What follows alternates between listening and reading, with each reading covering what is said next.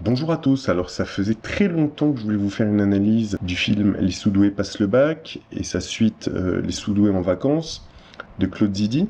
Alors j'avais vu la suite Sous-doués en vacances il y a 3-4 ans, j'avais relevé plein de choses déjà, mais j'avais zappé. On n'a pas toujours la niaque pour se dire allez, je vais me remater le film, je vais renoter tous les timecodes, je vais tout monter puis expliquer. Bon, et là, j'ai vu le premier, Les Sous-doués passent le bac, il y a quelques jours, et je me suis dit, d'accord, oui, ça sent l'agenda derrière, ouais, je vais parler des deux. Donc, c'est ce que je vous propose aujourd'hui. Alors, le film est de Claude Zidi, hein, et il se trouve qu'il y a pas mal de films de Claude Zidi qui ont ma sympathie, voire ma tendresse, hein. On pense à des films comme Les Ripoux, L'aile ou la cuisse, La Totale aussi. Mais comment vous dire ça dans les films de Zidi, moi, ce que je sens souvent, c'est un agenda derrière ou quelque chose de plus sérieux que ce qui nous est montré de prime abord. Parfois à la limite du subliminal. C'est-à-dire on nous montre en arrière-plan quelque chose auquel notre œil n'est pas censé faire attention. Et en fait, ça a toujours bien sa place. Vous savez, je vous avais montré ce plan quand Miu Miu lit Complot pour demain dans La Totale. Plein de petites choses comme ça. Alors quand je dis agenda, ça peut être tout type d'agenda, ça peut aussi être une critique sociale. Ce que j'ai remarqué comme permanence dans la filmographie de Zidi, c'est, je pense que c'est ça, la critique des industriels de l'agroalimentaire dans L'aile ou la cuisse, puisqu'il visite l'usine du grand patron là, de Tricatel, qui fait des trucs avec du pétrole, enfin tout a l'air dégueulasse. Et à un moment, quand il est invité sur le plateau télévisé, eh ben, symboliquement, ça peut signifier que quand il se fait happer, vous savez, par la grande bouche, qu'un jour les industriels n'existeront plus. Mais en même temps, quand on voit la fin du film, on a De Funès qui entre à l'Académie française. Et même eux qui sont habitués à bien manger, eh ben on se rend compte que il y a un pâté en croûte qui vient de l'usine de Tricatel, puisque il avait oublié sa montre dedans, et je disais que le dring tic-tac de l'horloge, ça veut aussi dire il est temps, enfin, ou alors ça va bientôt arriver. Donc, comme très souvent chez Zidi, il y a cette double lecture, toujours cette double lecture qui est possible. C'est très difficile de savoir si finalement c'est une critique sociale, ce que je pense, mais on peut aussi avoir de la sympathie pour les ennemis qui nous sont montrés. Donc finalement, on ne sait jamais trop, hein. C'est comme dans Les Ripoux, ça dénonce la corruption de la police française, parisienne, hein, de l'époque, évidemment, et tous les passe-droits. Mais en même temps, on a une sympathie pour eux, hein. C'est ce qui en ressort du film. Aussi dans le film, bon, La Totale, je sais pas, faudrait trouver une double lecture, mais en tout cas, ça nous rend sympathique la DGSE, les services français, etc. Mais en tous les cas, je sens toujours un agenda derrière. Alors, pour pas se méprendre, c'est pas toujours forcément le réalisateur qui a un agenda. Ça peut être le producteur, qui a par exemple choisi le scénariste et qui parfois l'a imposé au réalisateur. Parfois, c'est le scénariste qui impose la réalisation, etc., etc. Ça peut venir de plusieurs personnes, l'agenda en question. Mais vous savez, les films de Zidi, au-delà de l'aspect drôle et touchant, etc., ça me fait parfois un peu l'impression des bouquins d'Atali. Quand on lit des bouquins d'Atali, cette impression douce amère, vous savez pas trop vous situer parce que à la fin du bouquin, il est extrêmement difficile de dire si Attali finalement soutient ou fait la publicité de ce qu'il semble dénoncer, ou s'il le dénonce. C'est là où je vous avais expliqué un jour, plus j'avance dans la vie, plus je me dis, ces gens-là sont en dehors du système du bien et du mal. Ils exposent juste le système en dévoilant les problèmes et en annonçant les solutions, et ils habituent à la fois les masses qui regardent ou qui lisent leur fiction à certaines choses qui arriveront dans le futur. Hein. C'est là où on va parler de l'aspect programmation prédictive chez Claude Zidi et dans Les Sous-doués en vacances. Et ça s'adresse aussi aux élites pour leur dire, et dans le cas d'Atali, hein, moi je pense qu'il s'est fait payer en consulting aussi pour prévenir les élites de ce qui arriverait si ils continuent dans tel sens, au niveau pollution, etc., etc., et comment sera le monde, je sais pas moi, en 2050, si on continue comme ça. En fait, il n'y a pas de jugement de valeur, on a l'impression, quoi qu'il y ait un petit peu de racisme un peu facile, etc., je le dirais, hein, dans les films de Zidi, du racisme gentillet. Le couscous l'est fait avec de la semoule roulée. Notre peuple vaincra. Mais sinon, il n'y a pas de jugement de valeur, c'est vraiment une description assez neutre de ce que pourraient être les problèmes et les solutions du futur. Voilà. Vous allez comprendre dans la suite de l'analyse. Les parents réclament pour leurs enfants un système pédagogique répressif. Répressif. La répression. Eh bien, ils en auront de la répression.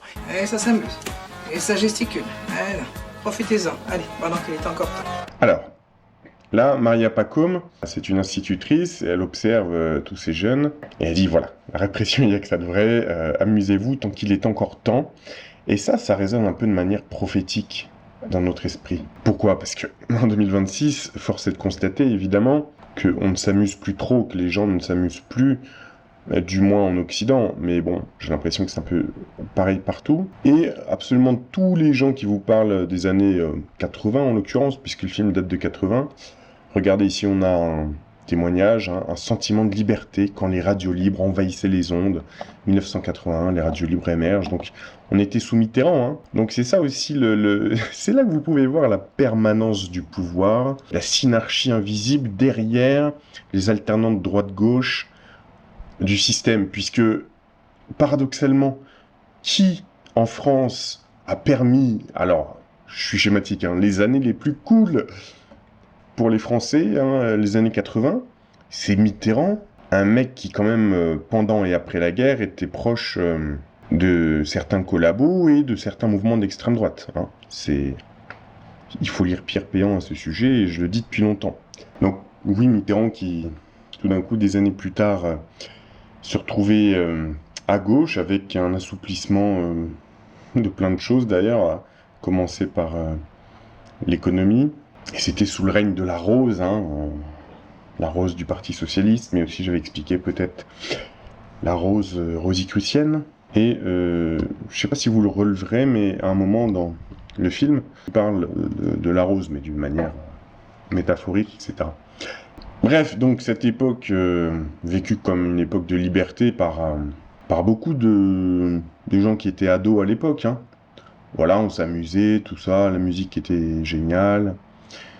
Et ça sonne comme un avertissement prophétique, hein, quand Maria Pacôme dit amusez-vous, mais plus tard, alors ça s'inscrit pour moi dans le fait qu'il y a un plan global qui est prévu pour nous, des années à l'avance, qui ne veut pas forcément dire que les choses se passent toujours parfaitement pour les Hills.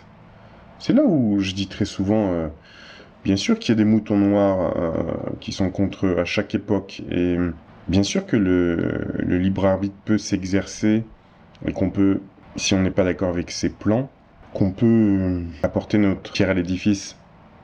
Parce que j'en vois trop qui disent « Mais non, mais tu comprends pas, tout ça est prévu depuis longtemps et on peut absolument rien y faire. » Oui, enfin, t'as juste mal compris ce que j'avais expliqué il y a déjà des années, mais j'ai jamais dit qu'on pouvait rien y faire, par contre. Et donc, je continue, un plan prévu par eux, bon, je parle pas forcément du plan divin, hein, prévu par les Hills, avec des spécificités à chaque époque qui arrivent. Donc, bon, on va les laisser s'amuser jusqu'aux années 80, mais après, on va restreindre les classes moyennes occidentales, il le faudra. On va aussi réduire la taille des voitures, etc., leur dire de moins polluer ou les contraindre, puisque il faut qu'on garde notre planète sustainable. Et puis bon, le rapport du Club de Rome l'avait bien dit, hein, Klaus Schwab aussi. Et on va commencer ensuite à rendre les choses moins drôles pour que les gens consomment moins, pour que les gens prennent plus conscience de la planète, de ceci, blablabla. Et ensuite, quand on leur aura enlevé les roues du vélo, il faudra beaucoup plus les surveiller, hein, puisque ils s'en rendront peut-être pas compte tout de suite, mais ils auront beaucoup plus d'outils pour être libres, mais c'est justement là qu'il faudra les surveiller avant de les laisser autonomes complètement. Vous voyez le raisonnement ? Donc, ils avaient décidé qu'on devait tous s'amuser dans les années 80. vacances, je vais tout vacances. Rien à faire du tout. Je m'envoie en l'air, ça c'est super, folie légère. Pas besoin de penser, on ne peut pas résister. Restaurant, boîte de nuit, tout ce qu'on a envie. On peut manger à minuit et se coucher à midi. Plus de temps, plus d'horaire, les vacances c'est super. Enfin, si tant est que vous étiez pas au chômage et que vous aviez encore un bon job et que vous aviez le temps de vous amuser. Hein. Tout le monde s'amusait pas dans les années 80, faut pas non plus... Mais vous voyez ce que je veux dire. En fait, ils mettaient de la bonne humeur dans les publicités. Petit Pimousse au rapport. Mais je suis là. Tu veux ma photo? T'es bien petit pour être sur ce bateau. Petit mais costaud. Et à la radio, dans les musiques, etc. Tout instillait cette bonne humeur, en fait. Et donc, les gens étaient plus insouciants. Mais vous n'auriez qu'à voir le film à Harrison Bergeron, pour lequel je vous avais traduit les sous-titres. Hein. C'est à peu près un des seuls films qui est d'ailleurs vachement invisibilisé. C'est même un téléfilm qui finalement dépeint une sorte d'élite cachée. Hein. Ils sont littéralement dans des blockhouse. Et eux, en fait, leur intelligence n'est pas limitée par des espèces de devices électroniques. Ils peuvent faire ce qu'ils veulent, mais on voit surtout qu'ils planifient la société. C'est-à-dire, il ne faut pas que les programmes fassent se poser trop de questions aux gens. Il ne faut pas que les programmes soient trop intelligents. Il faut que, quand deux équipes de foot ou de boxe s'affrontent, il ne faut pas qu'il y ait une des deux équipes qui soit trop supérieure à l'autre, etc. Ils supervisent tout ça, hein. Harrison Bergeron. Ok, on continue. Donc ici, on voit bien, hein, il n'y a qu'à parcourir les vidéos Ina Vintage ou d'autres vidéos docu sur les années 80 pour voir les commentaires des gens, hein, évidemment. Années 80, je m'amusais comme un fou à cette époque, je travaillais en discothèque le week-end, je profitais de chaque instant. Je souhaite le meilleur pour la suite à tous ceux qui ont connu cette époque. Merci pour tous ces succès d'autrefois, avec ravissement je les écoutais ce soir pour me consoler de ces élections. La nostalgie fait pleurer à la fois de joie et de chagrin. On a eu de la chance de vivre ces années-là, maintenant on est presque vieux mais on s'en fout.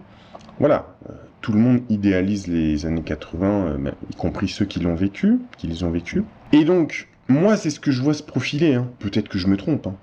Ce que je vois se profiler, c'est vraiment l'ordre. Au sens, comme on l'a pas vécu en tout cas depuis des décennies. Hein. Je pense au programme du RN, hein, remettre la France en ordre, les plans d'action du Rassemblement National. D'ailleurs, je n'ai pas dit qu'il ne fallait pas d'ordre, hein, vous me connaissez suffisamment, c'est le bordel, etc. Mais je me demande dans quelle mesure la synarchie, les Hills, ont-ils instillé le bordel, le chaos, pour ensuite dire « Ah, vous voyez, c'est vraiment le chaos, hein. Il faut une solution, vous êtes d'accord? Bon, ben nous, on vous propose la solution. Hein. On vous vend le produit, on crée le besoin, on vous vend le produit, et on vous vend la solution, quoi. » Mais il n'y a pas que le RN. Hein. Est-ce que vous vous souvenez de quelqu'un qui avait participé à des réunions du Bilderberg, d'ailleurs, hein. C'était Gabriel Attal. Hein, le mouvement et l'ordre, vous vous souvenez? Hein, pour Gabriel Attal, les seules réponses possibles aux émeutes sont l'ordre et l'autorité. Voilà, mais pour moi, l'administration actuelle, elle ne fait que préparer le terrain à cet ordre-là qui arrive. Et oui, il faut de l'ordre, mais je veux dire, quand on parle d'ordre, il y a ordre et ordre. Hein. Ça pourrait, si on ne fait pas attention, ça pourrait devenir vraiment totalitaire. Alors, d'ailleurs, on est dans une époque étrange, puisque, pour ceux comme moi qui ont connu le monde d'avant un petit peu, même les reliquats, comme certains disent, qui ont vécu, qui sont nés à la fin des années 80, nous, on s'est bien adapté au nouveau prisme, et non pas au nouveau monde, parce que pour moi, il n'y a pas grand-chose actuellement, c'est juste un nouveau prisme qu'on nous a obligés, qu'on nous a forcés à accepter, mais quand on a connu l'ancien monde, je dirais... ça s'est produit de façon graduelle, mais avant 2012, et même avant 2000 peut-être. Je pense que on est beaucoup à se dire mais qu'est-ce que c'est confusant cette époque. On croirait volontiers ou les plus jeunes qui n'ont pas connu avant, ils croiraient volontiers à une liberté actuelle. Ah ouais mec, c'est génial, enfin, tu vois, tu peux faire des vidéos de chez toi, tu peux gagner ta vie sur Internet... T'as Snapchat, t'as TikTok, tu peux faire la fête alors qu'avant les gens travaillaient dur, tout ça. Ouais, mais ces mêmes jeunes-là, ça dépend lesquels, hein, mais ils sont absolument pas conscients de tout l'aspect totalitaire et surveillance qui accompagne tout ça. Hein, je parle des smartphones, toutes les technologies qu'on connaît, la surveillance des emails, des SMS, etc. Le flicage permanent, même sur les plateformes. Hein, montrer votre passeport ou votre photo d'identité pour continuer à utiliser le site, etc. Tout ce genre de choses, ils s'en rendent pas compte qu'on leur grignote les libertés petit à petit, en leur faisant croire à l'avancée technologique. Mais oui, alors le grand paradoxe de l'époque actuelle, c'est que il y a du chaos, il y a aussi beaucoup de manque ou d'absence d'éducation, qui pourrait nous faire croire que, ouais, on est dans une société tellement libre qu'en fait c'est le chaos et merde, il faut de l'ordre, quoi. Mais en fait, c'est pas du tout ça. Je trouve que c'est une société à la fois complètement décadente et totalitaire en même temps. C'est vrai qu'on n'a pas vécu ça dans les dernières décennies, c'est un peu nouveau, mais ça correspond un petit peu, je trouve, à la fin de l'Empire romain, comme je l'ai dit depuis longtemps. C'est vraiment Caligula ou Néron qui... Enfin, c'était même pas les derniers empereurs, hein, mais c'est vraiment Caligula ou Néron qui est un absolu dégénéré, mais qui était un monstre sanguinaire totalitaire, quoi. Hein, ça n'empêche pas. Et on nous fait croire aussi à la liberté en nous faisant des trucs comme le mois des fiertés, le mariage pour tous, etc. Mais ça, c'est juste des détails qui font croire aux gens. C'est comme quand Hollande disait « Notre ennemi, c'est la finance !» En fait, non seulement il n'a rien fait du tout contre eux, mais il les a même favorisés. Hein. Mais il avait bien enveloppé le paquet cadeau, quoi. Vous voyez ? Allez, on continue. Donc, je rappelle, hein, ça vient juste après le passage où Maria Pacôme dit « Amusez-vous tant qu'il est encore temps ». Profitez-en, allez, pendant qu'il est encore temps. Ce qui est intéressant, c'est que là, on a au crédit Raymond Bussière qui s'affiche à ce moment-là. Et Raymond Bussière, je ne sais pas si vous vous en souvenez, mais il jouait dans Les Compagnons de Bâle.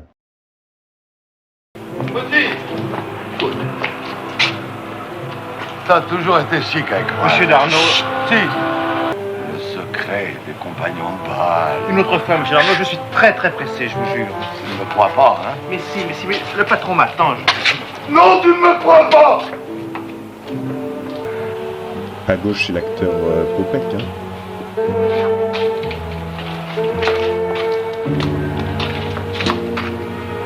Quel est le châtiment pour ceux qui rompent la loi du silence imposée par les compagnons de Bâle? La mort. Alors, je reviens juste un petit peu en avant. Donc cet acteur, c'est évidemment Raymond Bussière, qui joue aussi dans Les Sous-Doués. Et dans Le Compagnon de Bâle, l'autre chose qui est intéressante, c'est que on voit, Jacques Champreux qui est cet homme-là, et qui a aussi joué dans d'autres films mystérieux qui parlent de conspiration, comme le film de Franju, Nuit Rouge. Et ce qui m'a totalement surpris, parce qu'en fait je les ai toujours confondus, c'est que dans Les Sous-Doués, on a cet acteur, Féodor Atkin, de son vrai nom, Jacques Kaufmann, je crois. Et regardez, j'ai mis de profil Jacques Champreux, qui joue dans Les Compagnons de Bâle, et on a vraiment la même ossature, la bouche un petit peu tombante comme ça, le nez légèrement en trompette, mais assez droit, un peu comme un nez de boxeur. Bref, c'est assez confondant. Mais voilà le petit lien qu'on pouvait avoir avec Les Compagnons de Bâle. Et avant de continuer avec la suite des extraits, je voulais vous expliquer en fait quel était le contexte de l'époque des Compagnons de Bâle quand c'est sorti, hein, parce que c'est vraiment intéressant. La production avait commencé en 1967, hein, donc Les Compagnons de Bâle, hein, pour vous la faire courte, c'est une série en fait qui dénonce en fait des espèces de néo-templiers lucifériens, donc qui vénèrent Lucifer en cachette, et qui sont absolument partout. Donc il y a un maire d'un village qui fait partie de la secte, etc. Ils sont absolument dans toutes les ramifications de l'ordre social français, donc dans la série, hein. Et ils ont un plan apparemment, dans l'épisode 5 ou 6, il dit... que ça soit vous les pharmaciens, vous les médecins, vous, enfin on comprend que c'est bien le complexe pharmaceutico-militaro-industriel. Voilà, il dit qui que vous soyez, voilà, vénérez Lucifer pour notre ordre qui vient, etc. Bref, et ce qui est intéressant, c'est que la diffusion des compagnons de balle, 1968, sur une des chaînes de l'ORTF. Je dirais inconsciemment, subliminalement, beaucoup de gens, d'artistes, plutôt de gauche, que ce soit des cinéastes, etc., avaient à l'époque comme blague de dire que l'ordre, l'autorité, donc qui était représentée à l'époque encore par De Gaulle, son gouvernement, vous savez, CRS, SS, etc., ont représenté parfois dans des caricatures De Gaulle en compagnon de balle. Donc ça en dit long sur la manière dont... Après, on a complètement invisibilisé cette série, mais elle a eu quand même sa petite influence à l'époque dans les milieux intellectuels. Et je vais vous montrer une preuve, un document que je vous ai jamais montré avant. Donc ici, on a un document de l'ORTF, musique destinée à illustrer le feuilleton Les Compagnons de balle. Et en fait, dans l'échange épistolaire entre, je crois que c'était Jacques Champreux, parce qu'on voit signer des lettres, il modifiait en fait des dessins humoristiques comme ça, et là il y avait marqué la police à l'ORTF, et là il a barré, il a mis les compagnons de balle. Et donc c'était vraiment une petite blague pour montrer, pour tout le monde du milieu intellectuel à l'époque, les compagnons de balle c'était la figure de l'autorité un peu secrète, illégitime. Ici aussi on a un document, 18 novembre 68, bonjour Henri, non ce n'est pas un nouveau coup des compagnons de balle, j'y vois plutôt le mari, non, de Cosmos Chronos, rien de bien grave, et pas question de vous traiter de flic. Voici l'adresse de Jacques Champreux, rue Colincourt, etc. Donc, la production des compagnons de balle, comme ça, ils s'écrivaient des courriers qui sont très révélateurs sur l'état d'esprit de l'époque. Donc, vraiment, la figure des compagnons de balle, c'était cette figure d'autorité templière, néo-templière, qui imposait l'ordre à la société. Très intéressant quand on comprend le contexte de l'époque et quand on comprend, comme disait Jacques Bergier lors de ses derniers entretiens en 78, qui disait que mai 68, c'était vachement spontané. En fait, il y avait les cellules maoïstes bruxelloises qui donnaient au mouvement 1 milliard de francs par jour, et il disait, à part ça, c'était spontané. Ô peuple infortuné, usurpé par un tyran au sceptre ensanglanté. Alors, l'extrait que déclame le professeur est tiré du discours de la servitude volontaire d'Étienne de la Boétie. Alors, il y a deux choses intéressantes dans ce passage. Des fois, je vous demanderai d'être attentif à tout. Il y a l'audio qui est intéressant et il y a ce qui se passe à la caméra. Ce qui se passe à la caméra, c'est que l'étudiant est en train de sortir un petit ordinateur de poche qui en fait est une sorte de ChatGPT de l'époque, et c'est là où on en vient à la programmation prédictive. Et ce qui est intéressant d'ailleurs, c'est que le prof parle de servitude volontaire. Très intéressant parce que là, ces jeunes ne comprennent pas que c'est de la technologie qui plus tard pourrait éventuellement les asservir. Enfin, selon par qui elle est contrôlée, utilisée, cette technologie, ça pourrait les mener à une sorte de servitude. On ne sait pas, dans 5 ans, peut-être que les employeurs ou la société vous obligera à utiliser ChatGPT ou Gemini, et que si vous apprenez pas à l'utiliser, je parle pas pour moi, mais si vous apprenez pas à l'utiliser, on vous coupe, je sais pas, le chômage, ou parce que vous manquez de volonté. On ne sait pas. Ça peut vraiment être un outil de servitude, et servitude volontaire, c'est que l'adolescent, là, il va lui-même vers sa servitude. Tu n'auras rien, tu seras heureux, servitude volontaire. Alors, Par un tyran au sceptre ensanglanté. Alors, l'expression « un tyran au sceptre ensanglanté », moi, ça me fait énormément penser au terme qu'utilisait Adam Weishaupt dans les correspondances des Illuminés de Bavière. Et là, je vais vous citer une source qui n'est pas du tout complotiste, messieurs les anti-complotistes, puisque c'est un passage de Serge Hutin, qui était franc-maçon et rosicrucien, je le rappelle, dans son ouvrage « La franc-maçonnerie et la Révolution française ». Il dit bien, lui, qui est franc-maçon, citons la plus lapidaire des formules de Weishaupt à propos de l'ancien ordre social et religieux, tout détruire le plus possible et le plus vite possible. Voilà. Si tu pouvoir détruire l'ouvrage de ta vie, et sans dire un seul mot, te mettre à rebâtir. Donc ça, on y reviendra tout à l'heure dans le film, parce que le film parle un petit peu de ça, en dessous de l'aspect comique, etc. Oui, d'ailleurs, je vous ai pas dit au début, mais pour moi, quelqu'un me demandait l'autre jour, là, mais pourquoi tu as mis, tu sais, une miniature des scènes de la boum, etc., parce que je parlais des relations hommes-femmes.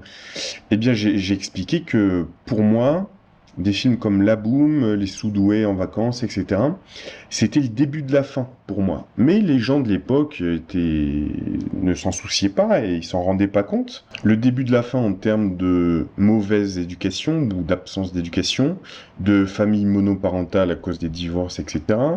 Le chaos, l'introduction du chaos, de la dégénérescence, etc., culturelle. Et donc pour moi, ces films étaient des vecteurs d'introduction du chaos dans l'esprit des jeunes. Alors franchement, pourquoi je me casserais le cul? C'est-à-dire, il y avait cet agenda, enfin, moi je trouve, cet agenda de commencer à déstructurer la société. D'accord? L'ancien ordre. Puisque finalement, on se rend bien compte, et là je dis pas je suis pour ou je suis contre, hein, j'analyse la situation. On se rend bien compte que de la même manière qu'après la Révolution française, le retour à la réaction a été très rapide, puisque finalement, Napoléon est redevenu très conservateur, il a créé le code civil, enfin plein de choses pour restructurer la société. Il était très proche des Rothschild pour ses financements, etc. Qui veillait d'ailleurs à un retour de la réaction, mais pas monarchique. Hein, il empêchait la monarchie de revenir, voilà. Bref, mais après 68, il s'est passé un peu la même chose, donc c'était pas du tout spontané, mais c'était organisé par certains. Ça a été d'abord une révolution bourgeoise, et non pas ouvrière, comme on le dit, je parle de 68. Mais on est revenu, après la période Flower Power, tout ça, allez, 69, 70, en France, en tout cas, on est revenu très vite à une société bien comme il faut, tout bien rangé, etc. Sauf que le capitalisme intégral commençait à arriver. Hein, économiquement, on commençait à introduire, je trouve, un aspect internationaliste du commerce, etc. etc. Mais on était revenu un petit peu à l'ordre dans les années 70, ce côté un peu totalitaire, qui peut s'exprimer aussi par l'architecture, hein, le bétonnement, les structures totalitaires, les HLM, etc. Bon, bref, vouloir contrôler les populations, hein, les banlieues, etc. Et je pense que une certaine gauche s'est dit à l'époque, bon, on voit qu'ils sont en train de... Enfin, pour eux, c'était la droite, hein, on voit qu'ils reviennent en force sur le contrôle de la société. Nous, on va réouvrir les vannes. Ça pourrait être résumé par, vous savez, ce combat millénaire entre assassins et templiers, même si c'est schématique. Et même si les templiers ont influencé les assassins à une certaine époque, puisqu'ils les ont côtoyés, et vice-versa d'ailleurs. Hein. Ça fait donc un troisième élément. Tout cela fait d'organisation que j'ai appelé, pour simplifier, interterror, qui s'appelle certainement pas interterror, interterror. Mais en tout cas, dans la surface des choses, je pense que c'est une certaine gauche, un peu libertarienne, qui voulait vraiment détruire complètement l'ancien ordre social, et qui voyait la droite revenir, hein, avec Giscard, enfin Pompidou, Giscard, etc. Ok, donc... Pour moi, il y avait des films comme ceux-là qui essayaient d'habituer les jeunes au futur chaos, à la destruction des anciennes habitudes, etc. Hein. Tout détruire le plus possible et le plus vite possible. Ô peuple infortuné, usurpé par un tyran aux sceptres ensanglantés. Et oui, cette formule tyran aux sceptres ensanglantés, Weishaupt aurait utilisé, hein, parce que j'ai jamais retrouvé ces passages-là exactement dans ses écrits, mais Augustin Baruel, en tout cas, nous disait que, selon Weishaupt, il fallait détruire la couronne, le lys et l'autel, c'est-à-dire les dirigeants, la monarchie et la religion. Enfin, tout du moins le clergé. Quand pourras-tu revoir les jours de la santé? Oh, what Enchanté de faire votre connaissance. Non mais ça sert à rien d'apprendre les langues étrangères. Le français vous suffit. Mais c'est pas ça, mais il y a des machines pour traduire. Alors pourquoi je me casserais le cul? Hein? Enchanté de faire votre connaissance. Nice to meet you. Et encore bientôt, j'aurai même plus besoin de taper sur les touches. Je lui parlerai et elle me donnera la traduction directement. Alors franchement, pourquoi je me casserais le cul? Je lui parlerai et elle me donnera la traduction directement. Donc littéralement, ils savaient ça, que ce soit les producteurs ou les réalisateurs du film, ils savaient cela 45 ans à l'avance, puisque je vais vous mettre ensuite une archive de 2024 qui parlait de traduction instantanée avec un iPhone ou ChatGPT, peu importe. C'est de la traduction en temps réel grâce à l'intelligence artificielle, ça. Oui, exactement. La voix est d'abord transformée en texte par un logiciel de transcription. Le texte est ensuite traduit par un autre logiciel dans la langue souhaitée. Puis une intelligence artificielle vérifie que ça colle bien au contexte. Et un dernier logiciel retranscrit le tout à l'oral avec une voix de synthèse. C'est vraiment très tôt, en 1980, donc l'année du film, pour parler d'une espèce de synthèse vocale en plus qui traduit. Puisque j'étais déjà étonné de voir ça dans un film de 83, donc 3 ans plus tard. Vous savez, où il y a un adolescent qui hack l'ordinateur de l'état-major américain qui décide, qui peut gérer entièrement un conflit, etc. Et qui à un moment utilise une synthèse vocale sur son ordi. Déjà en 83, c'était fou, mais alors en 80, encore plus. Ce que je veux dire, c'est que certains producteurs et réalisateurs, ils ont accès à certaines études sur des technologies très avancées, sur l'époque. Et c'est là où on peut se demander quel est le rôle des films de fiction, c'est-à-dire nous prévenir que ça va arriver de toute façon, et nous habituer à ça, vous voyez ce que je veux dire? Puisque dans Les Sous-doués en vacances, donc le 2, que j'analyserai après, on a des technologies pour voir si les gens matchent ou pas, deviennent amoureux ou pas, un peu comme ce qu'on a eu après, Mythique, Match.com, etc., avec des algorithmes. Et aussi le fait de prévoir scientifiquement si une musique sera un tube ou pas, en vérifiant les réactions sur les gens du moindre mot, de la moindre phrase, etc. Ça, je vous le montrerai plus tard. Revenons-en à ce qui nous occupe, et même nous préoccupe, en ce modeste jour de fête patronale, l'ordinateur d'Andron. Un ordinateur construit par Roger lui-même, grâce à ses connaissances, un ordinateur programmé sur la sagesse des nations. Et là, je m'explique. La machine, bourrée d'idées reçues, de lieux communs et de poncifs commerciaux, ne peut rien inventer. Non, elle se contente, elle se contente d'avaler, de digérer, et de recracher dans un ordre différent les éléments divers qui sont censés plaire au plus grand nombre.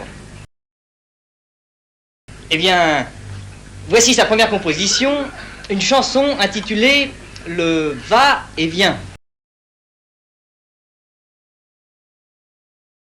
Cher public, je pense que vous n'aurez pas trop d'un entracte pour méditer sur la portée du texte pondu par notre ordinateur. Moi, j'ai pas de voiture.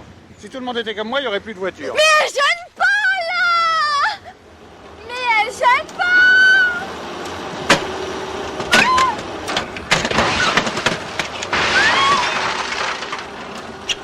Je n'ai pas! Ah, c'est ce qu'ils disent tous. Il y a 10 millions de voitures qui gênent pas. Alors maintenant, c'est comme ça. Je n'ai pas! Elle est fichue maintenant! Ah oui. Bah comme ça, elle gênera plus. Donc c'était prévu déjà dans ce film, la fin des voitures. Et quelque part c'est caricatural, mais dans un film drôle, moi je trouve que c'est un petit peu violent comme événement. C'est un peu trop dans la surenchère de montrer à l'écran comme ça une voiture qui se fait enlever et écraser juste parce que elle est devenue indésirable. Mais pour moi c'est déjà de la programmation prédictive.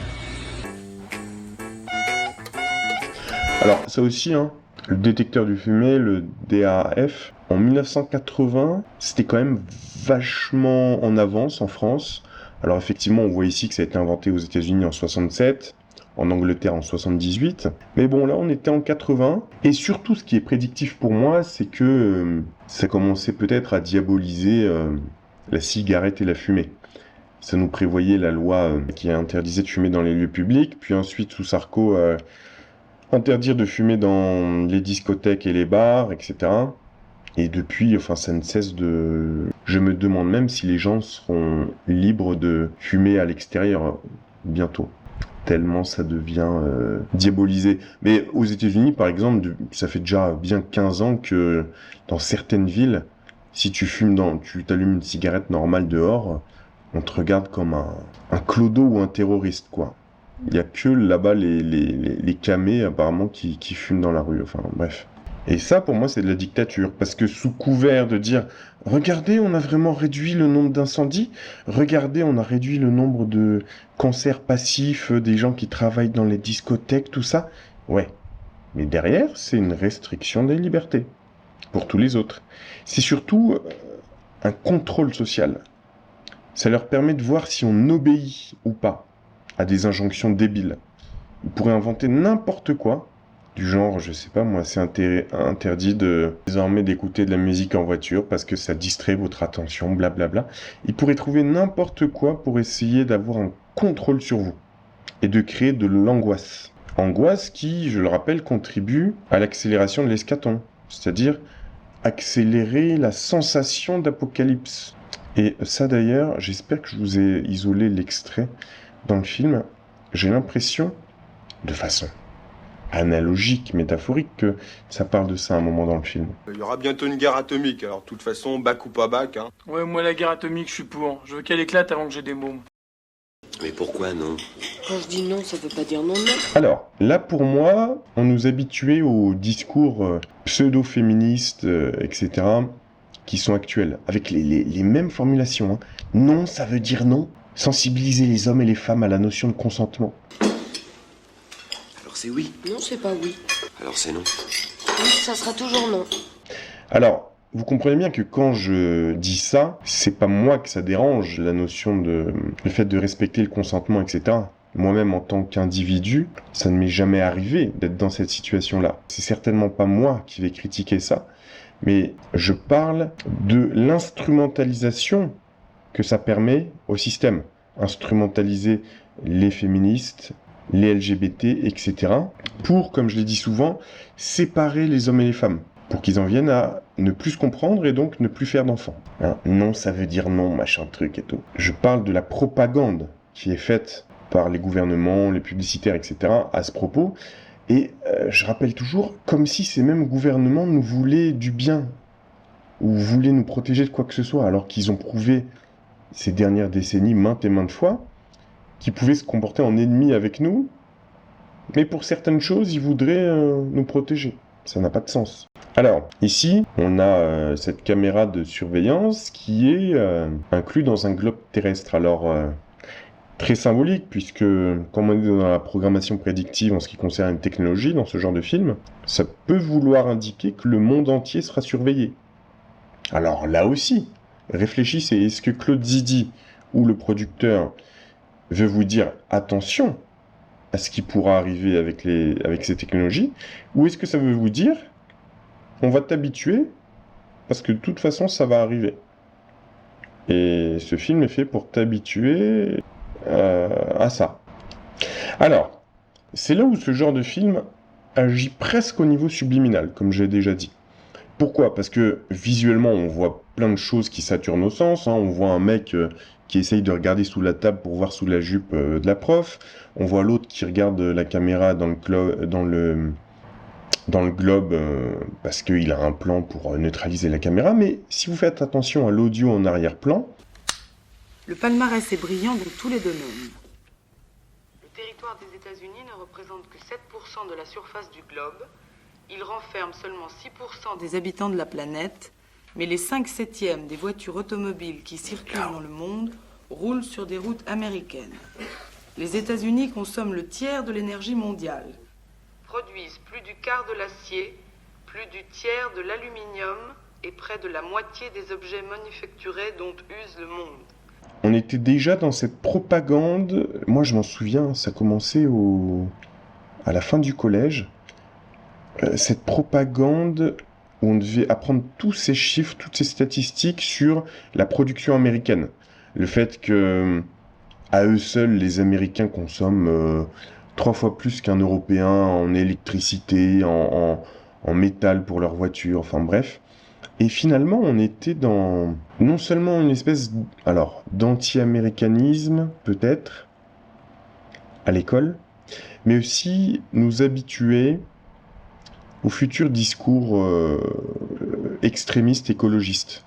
C'est-à-dire finalement nous faire culpabiliser de là où on en est arrivé.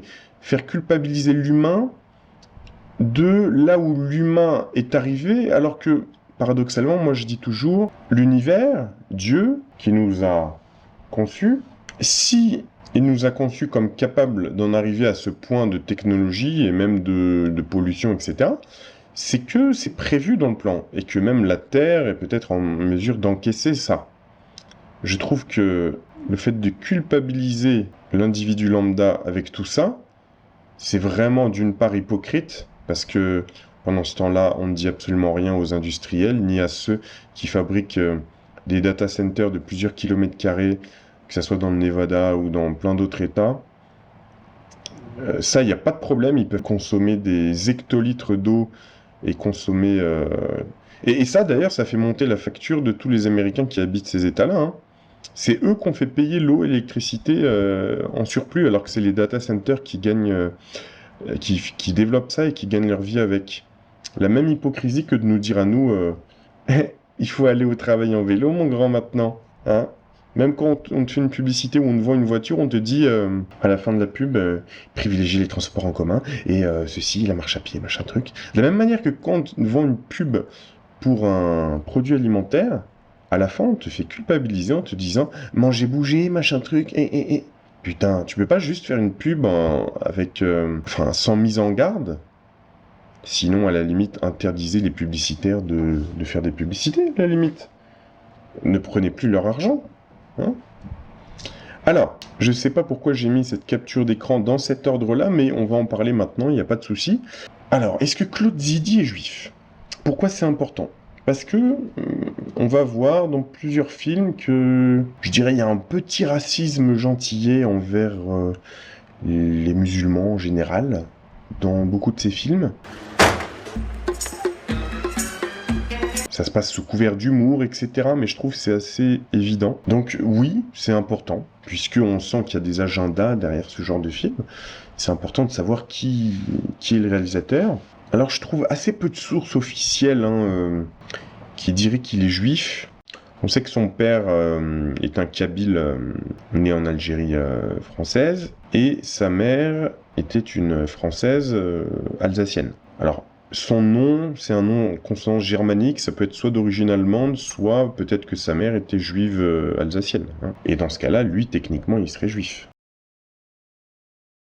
Donc, qu'est-ce que j'ai trouvé comme source ici? Publication de juifs célèbres, hein, né de parents juifs d'Algérie. Alors c'est à moitié vrai puisque sa mère est alsacienne. Ici on a dans un autre article, Claude Zidi est né en 1934 à Paris dans une famille juive française originaire d'Algérie. Pourquoi d'ailleurs ça aurait son importance? Pour la raison que je vous ai citée précédemment. Alors d'une part, Zidi a tourné où c'est entouré de beaucoup de juifs, hein, Vladimir Kosma notamment, dans La Totale, Jean Benguigui, Michel Boujna, etc. Alors, pourquoi c'est intéressant vraiment au niveau structurel? Parce que j'ai remarqué, donc d'une part dans ces films, mais c'est quelque chose de général aussi, comme dans Rabbi Jacob par exemple, de Gérard Houry, qui lui est juif, on a souvent cette critique, c'est vrai, hein, faut pas dire que c'est faux, on a cette critique du français de souche un peu conservateur, comme s'il n'aurait pas le droit de l'être d'ailleurs, alors qu'en Israël, il y a des gens extrêmement conservateurs et personne leur dit que c'est un problème. Mais voilà, on a des petites allusions comme Salomon. Salomon, vous êtes juif, etc. Enfin, on voit bien que, voilà, De Funès, on le fait passer pour un vieux réac, etc. C'est souvent les mêmes ressorts. Hein. Alors, Gérard Houry, en tout cas, ce qui est intéressant, c'est que dans Rabbi Jacob, lui, il aurait aimé qu'il y ait une vraie amitié ou une vraie détente entre juifs et... entre Israéliens et Palestiniens. Slimane, Salomon, vous seriez pas un peu cousin? Cousin? Éloigné. Merci. Pas maintenant, plus tard. Ça se sent, hein, quand ils font la poignée de main entre le faux rabbin et le musulman. Mais j'ai l'impression que Claude Zidi, lui, il est pas trop dans ça. Hein. Alors, dans La Loue la cuisse, je l'ai déjà dit, il y a la critique d'une part du système un peu empoulé français qui consiste à rédiger des critiques sur des restaurants, etc. Restaurateurs français qui parfois sont un peu corrompus et trop intéressés par l'argent. Les industriels français comme Tricatel, qui sont vus comme le diable en personne. Bon, on voit aussi dans l'aile ou la cuisse les privilèges des académiciens, hein, puisqu'ils ont des musiciens privés, ils mangent très très bien, etc. On le sent dans tout le film. Dans La Totale, qu'est-ce qu'il y a de critique alors, on a Eddie Mitchell notamment qui dit à Thierry Lhermitte, on sent que le mec a pas mal d'a priori, quoi. Fais attention, hein, que ton fils devienne pas pédé, si ça se trouve, il tapine pour de la coke, etc. Et plus généralement, dans La Totale, on voit un petit peu les musulmans comme des terroristes et des incompétents, hein, j'y viendrai plus tard. Dans Les Ripoux, finalement, ils critiquent grandement la police parisienne et française en général, hein, et la corruption, comme si la corruption était juste présente en France. Bon. Promotion Canapé aussi, je me souviens de ce film. Alors, non seulement ça critique cette chose systémique qu'il y avait apparemment avant en France, hein. Des jeunes femmes se rendent compte qu'il est plus facile de progresser en couchant avec leurs supérieurs. Bon, non seulement il y a ça, mais on voit aussi au tri postal, si je me souviens bien, des employés qui se mettent le contenu des lettres dans la poche, hein, qui volent carrément. Donc on a cette critique un petit peu de la France, hein, de sa corruption, de... Oui, c'est vrai d'ailleurs que la France est très corrompue, mais je sais pas. Israël ne l'est pas du tout. Qu'en est-il des autres pays? Non. L'Italie, tout ça, non, c'est pas corrompu. La Géorgie, la Russie, les États-Unis, à un niveau peut-être supérieur, je sais pas. Non, ils sont vraiment obsédés par la corruption française. Mais voilà, donc tout ça c'est des films touchants et drôles, mais on sent vraiment l'obsession de ces réalisateurs pour... Finalement, on se dit, mais ils aiment pas trop la France en fait, je sais pas. Après, je sais pas, c'est un petit peu des sentiments mitigés de aussi tous ces gens qui ont dû revenir d'Algérie française ou d'autres colonies protectorats de l'époque quand il y a eu la guerre. Peut-être un peu comme Attali aussi, etc. C'est-à-dire que finalement, il y a c'est un petit peu l'enfant qui reproche qu'on ne l'ait pas assez protégé. Hein. C'est vrai que ça s'est très très mal passé en Algérie, notamment. Le retour... de certains Français, ou pire, ceux qui sont restés. Mais oui, il y a un petit peu le sentiment de l'enfant qui, au fond, se sent rejeté et plus protégé par l'État français qui était là avant. Et tout d'un coup, c'est des gens qui deviennent indésirables, alors que c'est là où ils sont nés. Donc oui, je pense qu'il y a beaucoup de réalisateurs juifs pieds noirs, etc., qui inconsciemment veulent un petit peu à la société française. Oui, on ne peut pas le nier, ça. C'est quelque chose qui s'explique historiquement, etc. Alors, il y a plusieurs choses intéressantes ici.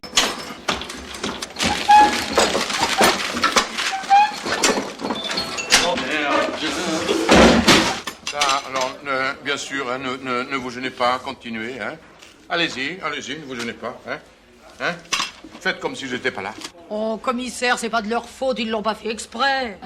Bien sûr, vous avez raison, c'est de ma faute. Ils ont toujours raison. Je n'ai que le droit de me taire. Si je cogne, si je fais quoi que ce soit, c'est la mise à pied. Alors piétinez-moi, allez-y. Tout à l'heure, on disait, on parlait des termes utilisés par Weishaupt, hein, qui disait des choses comme fouler aux pieds le lys, le sceptre et l'autel, c'est-à-dire fouler aux pieds, ça veut dire écraser, mépriser, etc. Essayer de se débarrasser d'eux. Et là, Galabru utilise ce terme. Et lui, il est policier, il représente l'autorité de l'État. Et oui, moi je trouve ça légitime. C'est vrai, il y a ce discours typiquement franchouillard de, tu sais, les Français qui veulent paraître cool en disant oh, bah attendez, c'est pas de leur faute et tout. Oh, commissaire, c'est pas de leur faute, ils l'ont pas fait exprès. Bah, si, enfin, c'est de la faute aussi de leurs parents qui les ont pas éduqués, quoi, je veux dire. Et lui, il en a ras-le-bol de se faire bousculer, et il dit on peut même plus faire respecter l'autorité. Alors là, la ligne, elle est un petit peu difficile, parce que on est sur la ligne du rasoir, là, parce que quand on voit des braves M ou autres CRS qui abusent, qui ont abusé pendant certaines manifestations du peuple, à taper gratuitement des gens, etc., au sol, et j'en passe, oui, c'est compliqué. Et en même temps, quand on voit parfois le chaos que certains apportent dans les villes après des matchs de foot et tout, oui, on a envie de les respecter aussi. Et en même temps, il n'y a pas d'ordre sans eux. Mais l'ordre, tout dépend s'il est respectable aussi. Si on a à la tête de l'État quelqu'un comme l'actuel, est-ce qu'on a envie de le respecter, à votre avis? Est-ce qu'il est respectable? Voilà, donc forcément, on a un problème avec l'autorité qui émane de lui. Mais dans l'absolu, oui, il faut de l'ordre. Alors, j'ai mis ce petit extrait, là, quelque part, quand il y a cette femme qui dit « Oh, mais c'est pas de leur faute, etc. » Ça nous rappelle un Rousseau qui, dans son contrat social, dit en substance que si l'homme est mauvais, c'est la faute de la société. Il faudrait alors supprimer cette société et revenir à l'état sauvage, l'état de nature, pour que l'homme redevienne heureux, hein. Vous n'aurez plus rien et vous serez heureux, comme disait notre cloche-fab. Mais c'est un petit peu ça qu'ils essayent de retrouver, enfin que certaines élites essayent de nous faire retrouver. Alors pas pour eux, hein. Non, pour nous les pauvres. Nous, on devrait revenir à l'état naturel, alors que eux continueraient à avoir leur bunker ou leur blockhouse luxueux dans la forêt. Mais nous, il faut que... Hein, voilà. Donc oui, c'est très rousseauiste d'essayer de faire déconsommer les gens, la dictature écologiste, etc. Oui, c'est très rousseauiste. Et même chez certains extrémistes, comme Commandant Cousteau ou même Genesis P. Orridge, qui disent presque ben oui, il faudrait un virus qui éradique l'humanité, et comme ça, on verrait à nouveau des plantes naître, des animaux, des espèces qui avaient disparu renaître, etc. C'est presque comme si on était devenu un ennemi sur notre propre planète, un ennemi à nous-mêmes. C'est-à-dire, faut vraiment le faire pour en être à un point où tu es tellement nihiliste que tu te dis je devrais me faire disparaître moi-même parce que je suis en trop sur cette planète. Enfin, non, c'est complètement débile. C'est comme si les pigeons à Paris décidaient qu'ils étaient trop nombreux et décider de se suicider parce qu'ils sont trop nombreux et qu'ils font de l'ombre aux Parisiens, quoi. Enfin, ça n'a aucun sens. Ou comme si les chats partout faisaient un colloque et décidaient qu'ils se reproduisaient trop, qu'ils étaient trop nombreux et qu'ils dérangent l'homme finalement dans la création que Mère Gaïa nous a donnée. Non, c'est des grosses conneries tout ça. Si Gaïa, si la nature, si Dieu, si le grand architecte, comme vous voulez, a créé cette planète et que c'est dans son plan, croyez-moi qu'il a prévu aussi la pollution, le fait que les vaches pètent, ça leur arrive, les humains aussi d'ailleurs, que tout ça, ça peut avoir une influence soi-disant sur la couche d'ozone. Tout ça, ça a été prévu. Alors bon, le reste, oui, on peut pas nier qu'il y ait des changements climatiques, mais est-ce que tout est dû à l'homme? Ça reste quand même à prouver. Et puis bon, quelque part, si vraiment c'était avéré, bon, qu'est-ce qu'on y peut? Le tri se fera naturellement parce que la planète s'autogère, donc si elle doit faire du ménage, elle le fera elle-même. Je veux dire, ça sert à rien d'épiloguer non plus, et ni de culpabiliser d'être un être humain occidental qui consomme, machin. Non, on en est arrivé à tel point, assumons-le. Je veux dire, on a tous ces technocrates au pouvoir qui, pendant des années, étaient uniquement intéressés par l'argent que le capitalisme pouvait apporter et étaient uniquement intéressés par le pouvoir. Voilà, ils se sont pas occupés ni de la planète ni des Français pendant des décennies. Bon, mais maintenant c'est la même classe dirigeante qui décide que non, c'est trop facile. Vous avez fait la promotion de plein de choses pendant des décennies, hein. Je veux dire, moi quand j'étais enfant, ton rêve, ça devait être, si t'étais un garçon, d'avoir un poster d'une Ferrari Testarossa dans ta chambre avec une jolie fille dedans, et des palmiers en arrière-plan. Et si t'étais une fille, c'était avoir une Barbie, et machin. Et après, on va te dire, non, mais tout ça, il faut déconstruire.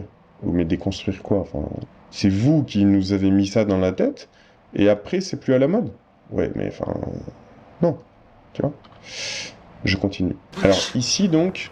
Il se rend compte qu'il est en retard à l'école, donc comme il crèche là-haut, il jette ses affaires par la fenêtre pour aller en cours. Et là, regardez, on voit clairement que Zidi a fait en sorte que les vêtements composent le drapeau français, hein. Bleu, blanc, rouge, même s'il est à l'envers, et le camion part. Ça, pour moi, je le vois comme la France part en cacahuète. L'autorité, ça sert à quelque chose. Eh oui, bien sûr. Ou la France d'avant, c'est fini, regardez, elle part. La preuve, puisque le mec arrive quasiment à poil en cours, et il dit « je préfère être comme ça qu'arriver en retard ». Alors, l'industrie automobile américaine. Les forces américaines et européennes en présence dans la construction automobile. L'inégalité des hommes est-elle un obstacle à l'égalité des citoyens? Donc là, Zidi, il en remet une couche sur la construction automobile américaine et tout. On a bien compris que, oui, les Américains consommaient trop de ressources. Je suis enceinte. De qui? De vous. T'es sûr? Regardez.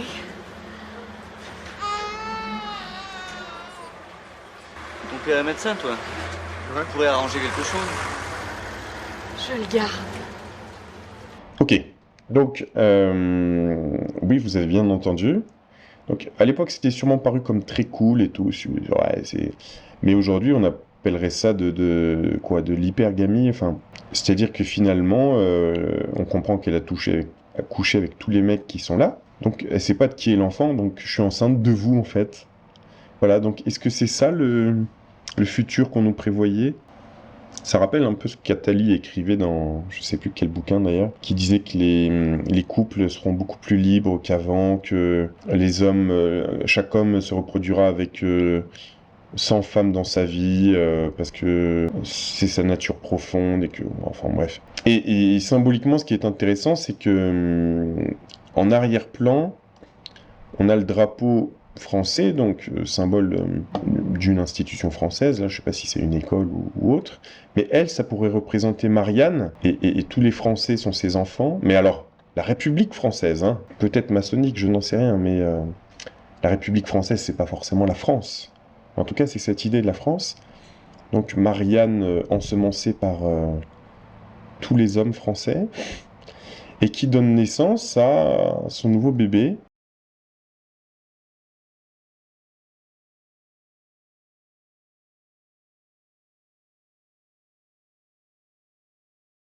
Ici, je sais pas ce que c'est. Est-ce que c'est un test de grossesse?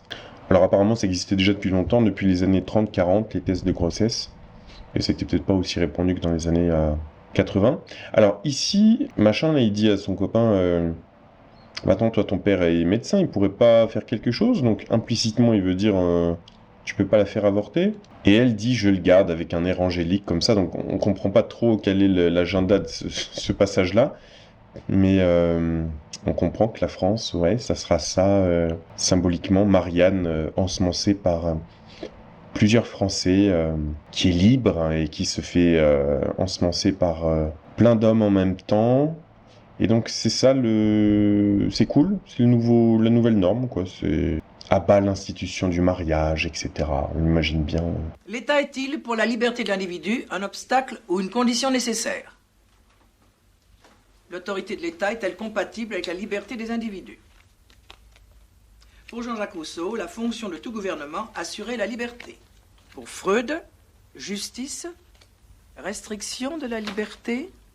Voilà, donc on nous dit, pour Freud, la justice est une restriction de la liberté. Freud était juif, hein. Avant ça, on nous parle de Rousseau, qui pour moi est très proche de Gracchus Babeuf et de Adam Weishaupt. C'est toujours... c'est intéressant d'ailleurs, cette réflexion sur l'autorité, la liberté individuelle. Et ici, on a cet acteur dont je parlais, qui joue dans Les Compagnons de Bâle. Dans quelle section? B. Pour qu'un jour j'ai une chance d'avoir mon bac, il faudrait qu'on supprime les épreuves. Ou alors qu'on tire au sort le nom des reçus, sinon... C'est vrai, le bac par tirage au sort, ça serait beaucoup plus équitable pour tout le monde. Fils d'ouvrier ou de bourgeois, même chance pour tout le monde au départ. Absolument, absolument. Et puis plus tard, la même chose. Tout le monde travaille, et à la fin du mois, on tire le salaire au sort. Alors, pour le même boulot, un coup on gagne une brique, un coup on a le SMIG. J'aimerais voir ça. Le bac, ça sert à que... Ok, donc là, on a plusieurs choses intéressantes. Ça nous parle d'abord de... En fait, c'est du collectivisme, hein. On nous dit, bah ouais, bah dans le fond, on devrait tirer au sort, que ce soit les salaires ou même l'obtention des diplômes, comme ça, tout le monde a les mêmes chances. Et c'est exactement ce qui est décidé par les élites dans le film Harrison Bergeron, dont je vous parlais tout à l'heure. À un moment, ils sont dans leur bunker, là, et ils décident, tiens, le prochain sénateur du Nebraska, là, on va tirer au sort un citoyen en l'appelant au téléphone. Et ils appellent l'abruti moyen qui est très content d'avoir été élu sénateur. Et c'est là où le collectivisme, ou une certaine forme de communisme, peut être dangereux finalement, puisque on peut avoir des incompétents qui seraient en mesure de nous diriger. D'ailleurs, ce qui est intéressant, c'est que la seule année où il n'y a pas eu de classement de sortie à l'ENA, c'était en 2002, parce qu'il y a eu une sorte de putsch en interne, machin. Et c'est l'année où notre président est précisément sorti de l'ENA. Donc, comme il était peut-être pas excellent et que normalement il y avait un classement, ça lui a permis d'accéder directement à la voie royale, c'est-à-dire l'inspection des finances. Et d'ailleurs, on a une petite boutade dans le film un peu plus tard. On a un diplomate africain qui dit « Bah moi, c'est comme ça que je l'ai eu, l'ENA, en trichant. » Il y aura bientôt une guerre atomique, alors de toute façon, bac ou pas bac. Ouais, moi la guerre atomique, je suis pour. Je veux qu'elle éclate avant que j'ai des mômes. Alors là, personnellement, je les trouve un peu pessimiste. Moi, je veux avoir mon bac, parce que plus tard, je vais me marier. Puis, je vais avoir des enfants qui auront leur bac, puis qui pourront se marier. Puis... Donc là, on a deux discours différents. On a les ados qui disent non, mais de toute façon, je pense un peu aux autres et c'est foutu, quoi. Ou alors, de toute façon, il y aura une guerre nucléaire. Et puis, il y a l'autre qui est en mode un peu moi jeu, mais en même temps, je perpétue le cycle, quoi. C'est-à-dire, je fais des enfants qui pourront à leur tour faire des enfants, etc. On a un grand poil dans la main. Poil dans la main, ça veut dire être paresseux. Parce qu'on se fout du lendemain. Le boulot n'est pas fanatique. On a choisi de s'amuser. On ne peut surtout pas ramer. Pour vivre heureux, vivons couchés. Vous voyez, on a tout pigé. Pourquoi faire aujourd'hui? Pourquoi faire aujourd'hui ce qu'on fera peut-être pas demain? Pourquoi faire aujourd'hui? Pourquoi faire aujourd'hui ce qu'on fera peut-être pas demain? On a du flou dans le regard et de la tendresse dans la guitare. On ne croit plus à vos tisanes. On cueille les roses avant qu'elles fanent. On a choisi de s'éclater. Salut les racines carrées. De ce qui nous plaît, c'est de prendre notre pied. Vous voyez, on a tout pigé. Alors, je vais faire une pause ici. Ces paroles parlent d'elles-mêmes, elles sont très intéressantes puisque c'est une espèce de mantra où finalement on dit à l'adolescent qui regarde ce film, qui a, je sais pas, 15 ans en 1980, on lui donne des injonctions presque subliminales en lui disant « Regarde, ça c'est la coolitude absolue, ne pas se soucier du lendemain, arrêter de travailler. »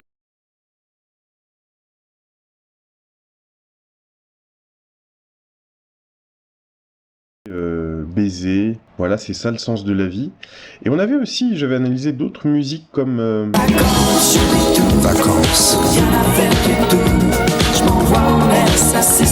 Vacances, j'oublie tout, plus rien à faire du tout. Et ça, pour moi, c'était vraiment le gouvernement qui finançait presque ce genre de chansons juste avant le départ en vacances des Français. Avant, tout le monde partait en vacances en juillet et en août. Maintenant, ça s'étale beaucoup plus sur toute l'année. Et c'était presque des injonctions pour dire, voilà, t'oublies le bureau et tout, là, pendant 1 ou 2 mois. Par contre, quand tu reviens en septembre, faut que tu sois frais et dispo pour finalement servir à nouveau le capitalisme. Et voilà. Je dis toujours, dans le fonctionnement du subliminal sur le cerveau, quel est le moment où tu peux le faire le plus de suggestions à un individu c'est quand sa garde n'est absolument pas levée, c'est quand il n'est pas du tout méfiant. Donc imagine un film comme ça qui est marrant, qui est drôle pour un adolescent à l'époque. Voilà, c'est la coolitude absolue. T'es là avec tes copains, tes copines dans la salle de cinéma, tu bouffes des pop-corn, tu bois du coca et tout, tu dragouilles à moitié et t'as des paroles d'une chanson qui te disent pourquoi se soucier du lendemain. Voilà. Donc ça suggestionne, ça imprime ton subconscient. Et oui, ça introduit une espèce de... regardez ce qu'est la société aujourd'hui, j'ai envie de dire. Alors oui, j'ai pas tout analysé parce que ensuite, très symbolique, on a un moment où leur espèce de voiturette construite à la Oblomov, c'est-à-dire à la paresseuse avec plein d'accessoires, ils ont pas de moteur, donc ils décident de s'accrocher à la camionnette devant, qui est une Mercedes, et on voit bien la marque. Et pour moi, c'est symbolique du fait que... Alors, c'est d'ailleurs souvent le racisme anti-allemand qui était très très présent avant. Et quelque part, inconsciemment, pour les punir, il faudrait dire subliminalement aux Français que nous, les pays latins comme la France, alors encore pire avec Espagne, Portugal, Grèce, enfin à l'époque, vous pouvez sans problème vous accrocher à l'économie allemande pour qu'elle vous tire vers le haut. Ça a été le cas quand même pendant des années. Alors, il n'y a pas que l'Allemagne, hein. La France aussi a beaucoup donné en subside à l'Europe. Elle a par la suite beaucoup reçu. Mais en gros, notre puissance économique, financière, etc., en France, dans des pays comme les nôtres, on s'est beaucoup paupérisé par rapport aux années même 80-90. Et donc là, c'est vraiment le message qui est donné, c'est tu peux t'accrocher...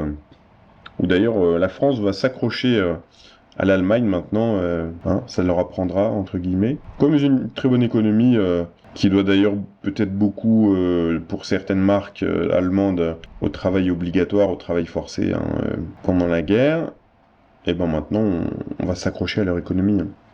Et voilà, et ça a tenu un temps, et là aujourd'hui, regardez l'économie allemande, elle est prise à la gorge, quoi, quelque part. Souvenez-vous de vos 20 ans. Mais oui, c'était le bon temps. On voudrait bien à notre tour pouvoir se dire amour toujours. Alors, là, la fin de ces paroles, pour moi, c'est préparer les jeunes à la philosophie transhumaniste. C'est bien tes 20 ans. Oui, c'est trop cool. Tu verras, tu seras nostalgique d'ailleurs de tes années 80. Et on aimerait bien avoir une double vie, enfin avoir le double de temps et pour avoir un amour perpétuel, etc. Donc pour moi, dans cet aspect, dans l'utilisation de vocables comme l'amour dure toujours, tu voudrais vivre tes 20 ans plus longtemps et tout, pour moi, c'est nous préparer au transhumanisme. C'est-à-dire, tu pourras tout changer dans ton corps comme ça, avec des trucs en plastique, pour vivre 150 ans, quoi. Je vais vous présenter votre nouveau professeur. Un nouveau professeur? Oui, pour vous préparer parfaitement à votre examen. Et elle est... Elle est super. Ah bon. Super. Vous allez, passez. Merci. Allez. Où elle est? Et sous Mademoiselle.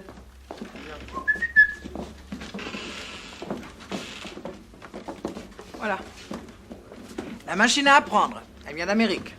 ONU, Organisation des Nations Unies, fondée en 1942. Répétez. Vous ne voulez toujours pas répéter? Si. La guerre d'Espagne a commencé en 36. En quelle année? En 36. Quoi? La guerre d'Espagne. En quelle année? En 36. Quoi? La guerre d'Espagne. En quelle année? En 36. Terminée en 36? Non, elle a commencé en 36. Bravo, vous avez mérité une petite récompense. Donc voilà, la machine à apprendre, maintenant, ça rigole plus. C'est un ordinateur central. Donc est-ce que ça pourrait faire référence à plus tard, cette espèce d'intelligence universelle dirigée par l'intelligence artificielle générale, l'IAG, je ne sais pas. Dans tous les cas, comme par hasard, il nous parle de Nations Unies, etc. Certains disent que, vous savez, le vrai gouvernement mondial, c'est les Nations Unies. Bon. Très phallique, cette symbolique de la glace en récompense, là, c'est... c'est vraiment... c'est pas très viril, quoi, comme récompense. Et Donc là, on se demande quel est l'agenda derrière le film. Est-ce que c'est finalement nous dire attention à ce côté totalitaire qui utilisera l'ordinateur ou l'IA pour vous contraindre à apprendre l'histoire officielle qui nous arrange, ou la vérité qu'on vous imposera, ou est-ce que c'est du style vous vous êtes bien amusé et à partir de maintenant on va vous mettre au pas, quoi. Peut-être dans les années qui viennent, hein, postérieurement aux années 80, je veux dire. C'est l'un ou l'autre. Qu'est-ce que vous en pensez? Une toute petite bombe. On la planquerait dans une couscoussière, un petit boom, et puis peut-être qu'après ils nous prendront au sérieux, non? Alors, là pour moi c'est le petit racisme gentillet de réalisateurs comme Claude Zidi. C'est forcément t'as le musulman de service qui veut placer des bombes. D'ailleurs, je vous mettrai une copie d'écran après. J'ai pas réussi à savoir si dans les crédits, lui c'était le serveur ou le terroriste. Mais si j'ai raison, il s'appelle Attal, Henri Attal, je crois.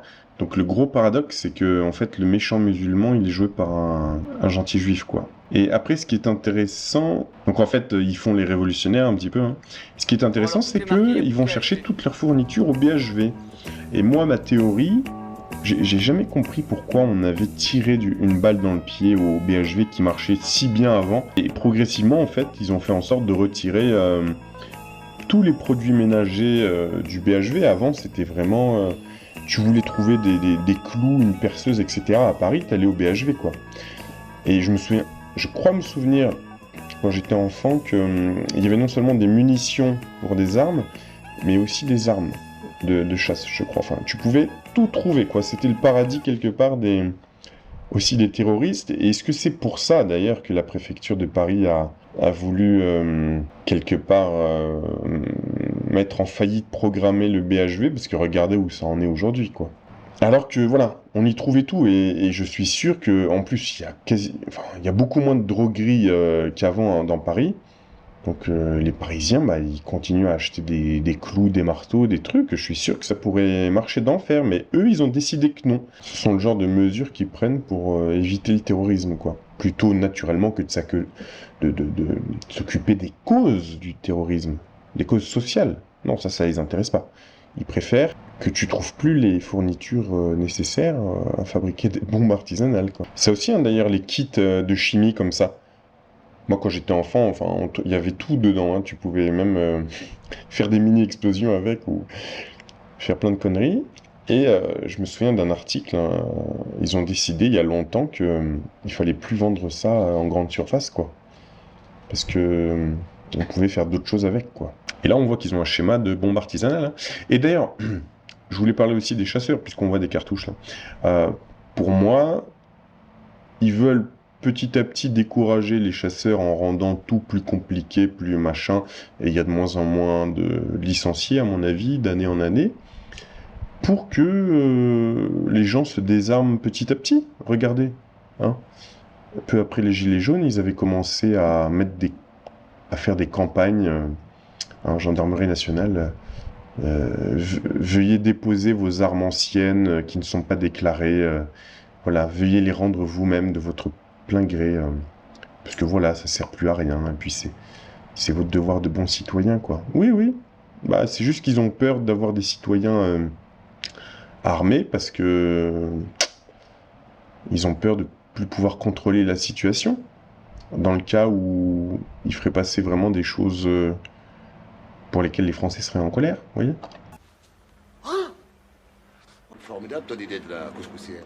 La révolution, ça donne des idées. Notre peuple vaincra. Notre peuple vaincra.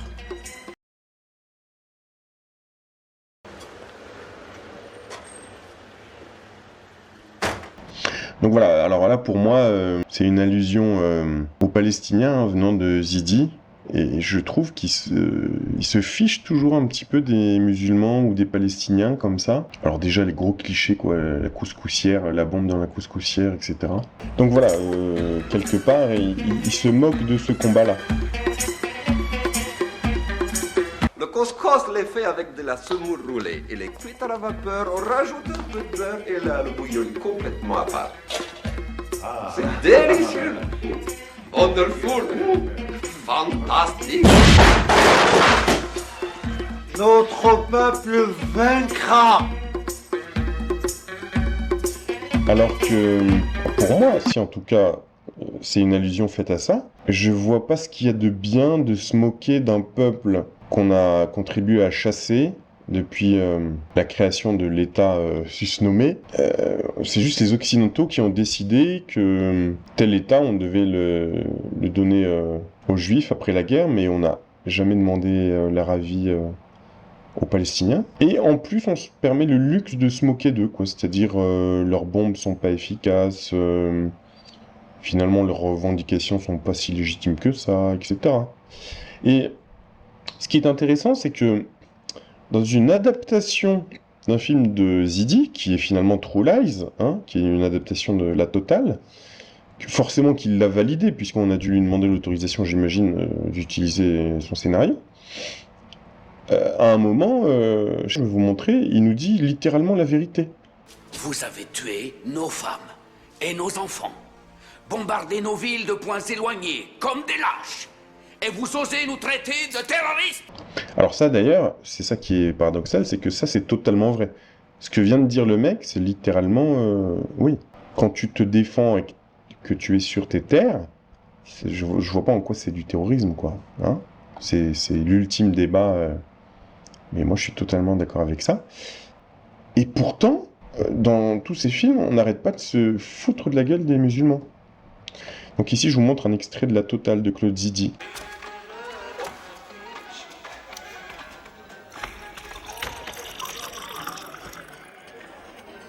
L'ambassade de France, s'il vous plaît. Tu cherches l'ambassade de France? Oui, c'est où? Tu vas par là, tu vas par là. Tu vas partout, l'ambassade de France. Pourquoi l'ambassade de France? Il prépare un attentat au Parc des Princes à Paris.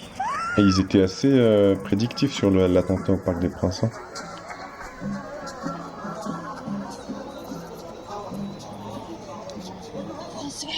Faut pas qu'on nous entende parler français. En fait, ils se rendent compte qu'ils sont à Barbès, tout simplement. Donc là aussi, c'est un peu teinté de... C'est pas vrai. Mais François, on est à Paris. À Barbès, même. Ah, ils nous ont bien balayé. Donc, quelque part, là, le réalisateur pourrait vouloir nous dire ou nous mettre en garde, entre guillemets, l'ennemi est chez nous, quoi. L'ennemi est dans Paris, quoi. Et donc ici, on va voir des extraits de l'adaptation de La Totale, qui est donc True Lies. Et là aussi, comme par hasard, on se fiche de la gueule des méchants terroristes musulmans. Et après, donc évidemment, le mec qui filme, sa caméra marche pas, etc. Enfin, vous allez voir. D'abord, nous ferons détonner une de ces armes sur une île inhabitée, comme la démonstration de notre puissance et la preuve de notre volonté de rester humanitaire. Chaque semaine. Fini, batterie. Vas-y.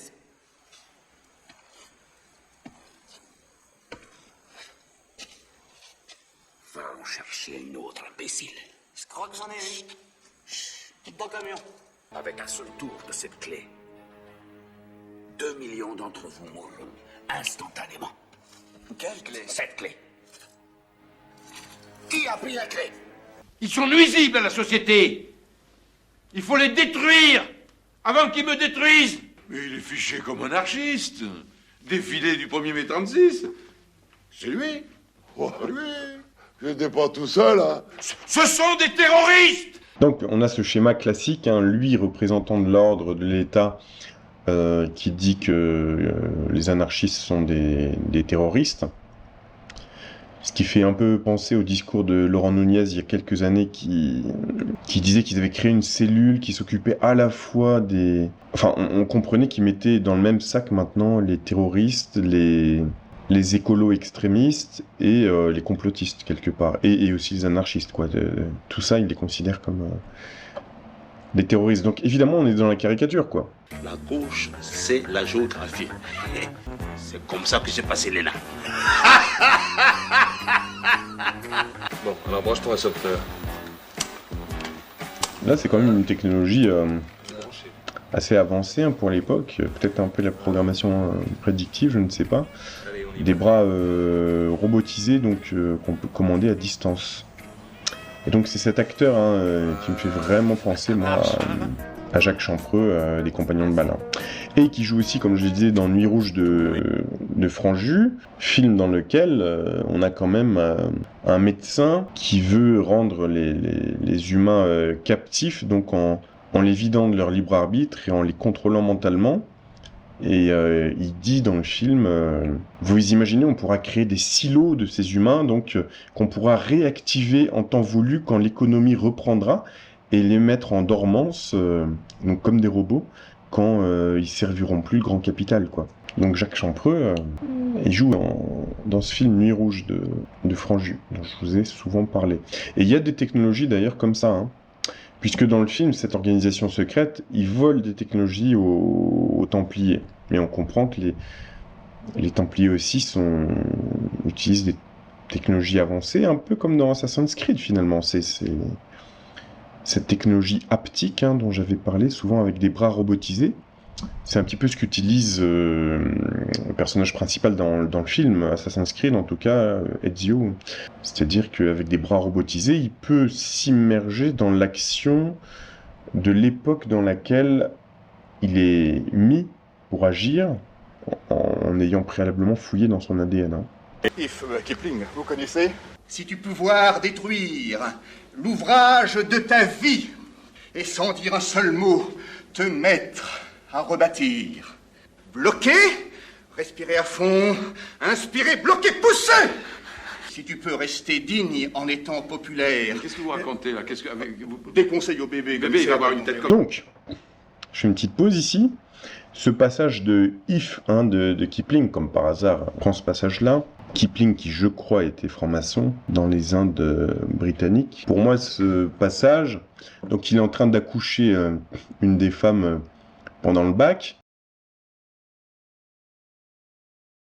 Donc il cite ces vers, hein, en façon métaphorique, il pourrait vouloir dire si tu es capable de voir tout ce que tu as connu avant s'écrouler sous tes yeux, hein, ou même la société s'écrouler sous tes yeux, et que tu es capable de la reconstruire ex nihilo, donc c'est exactement, vous savez, les étapes du Nigredo, etc., alchimique, hein, j'avais expliqué la cérémonie de réouverture de Notre-Dame, cathédrale alchimique s'il en est, qui, après la purification par le feu, hein, a été inaugurée à nouveau, comme pour marquer une nouvelle étape dans leur ordre mondial. Et bien là, donc c'est ça, c'est vraiment, si tu es capable d'accepter qu'on détruise tout ce qu'il y a d'ancien sous tes yeux, hein, c'est vraiment Adam Weishaupt, et de voir se reconstruire. Et juste après, eh bien, on voit la jeune femme enfantée, donc c'est un nouveau cycle, c'est l'homme nouveau, vous voyez. À rebâtir. Bloquer, respirer à fond, inspirer, bloquer, pousser.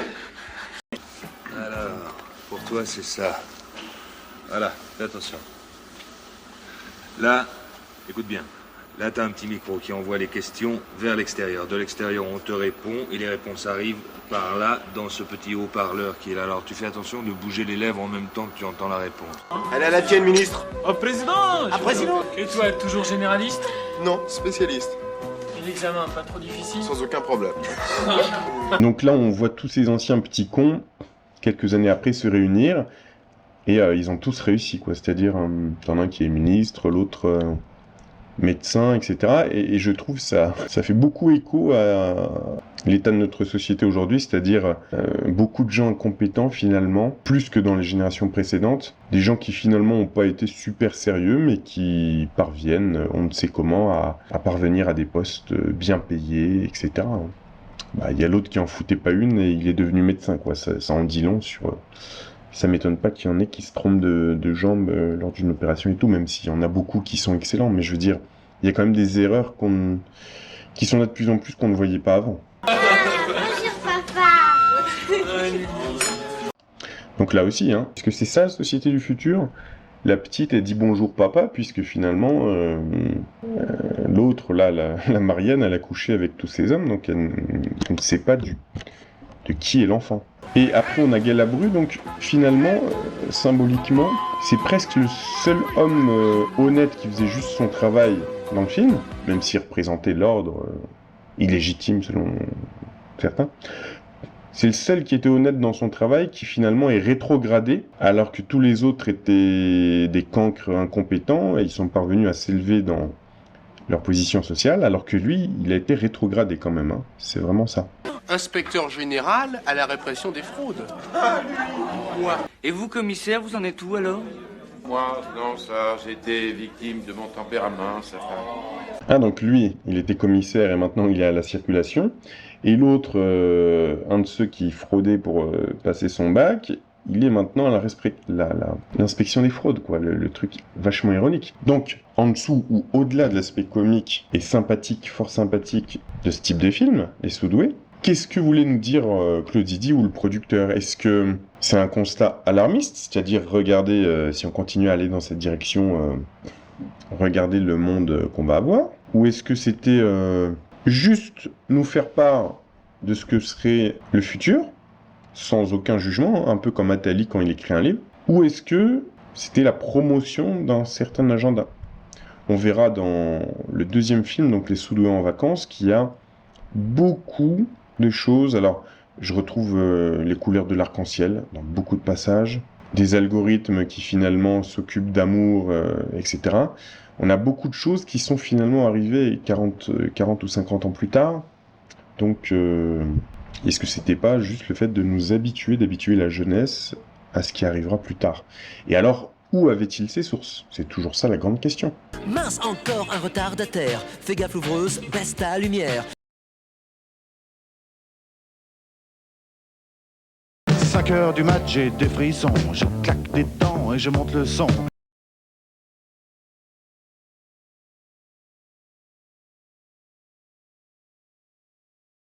Qui va refleurir les déserts? C'est nous.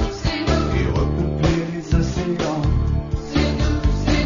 Qui va recoller les morceaux? C'est nous. Et rendre ce monde plus beau. C'est nous. Qui reconstruira de ses mains? C'est nous. Une maison pour tous les humains.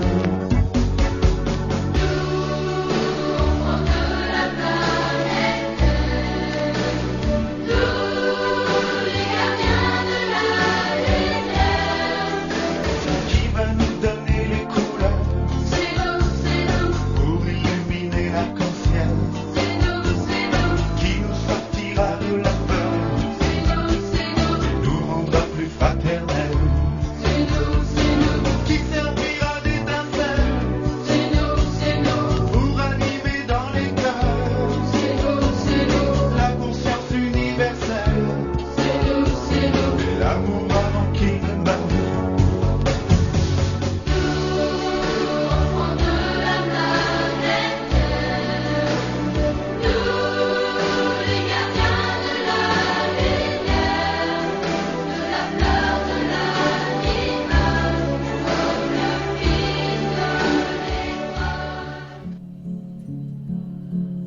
Bonjour monsieur, excusez-moi. Bonjour petite fille, tu es perdue, tu cherches tes parents. Non, je cherche le train pour un monde meilleur. Le train pour un monde meilleur. Il arrive.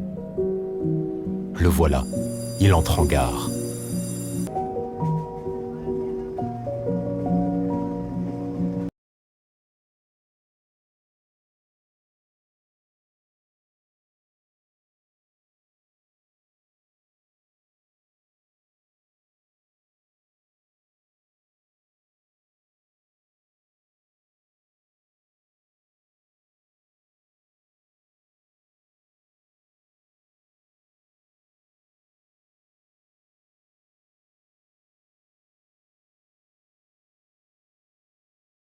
Tricher, ils en feraient bien leur métier, mais la profession est bien encombrée.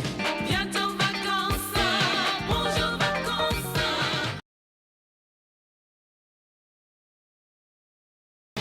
Et voilà enfin Jean-Louis Glomo, c'est la gloire, l'idole des radios. On va tout au bout de l'arc-en-ciel. Tout au bout de l'arc-en-ciel. Vous ne voulez pas aller tout au bout de l'arc-en-ciel? Divorcer le Marie-Ponce, divorcer le Patricia Goldenberg, divorcer le Sylvie Robert, divorcer le Marianne Girondon. Acceptez-vous de prendre pour épouse Carole Morel, ici présente? Oui. Jouissance.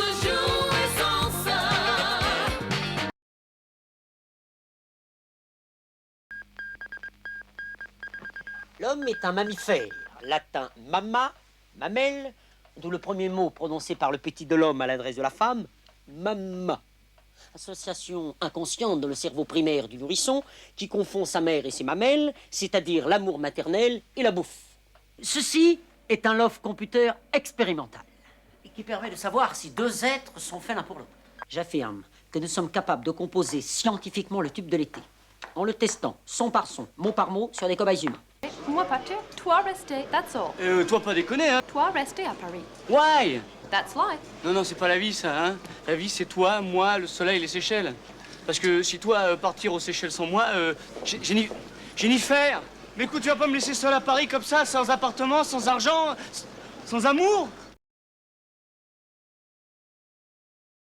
Tu préfères Hélène, c'est ça? Bah écoute, elle est 100 fois mieux, tu te rends pas compte.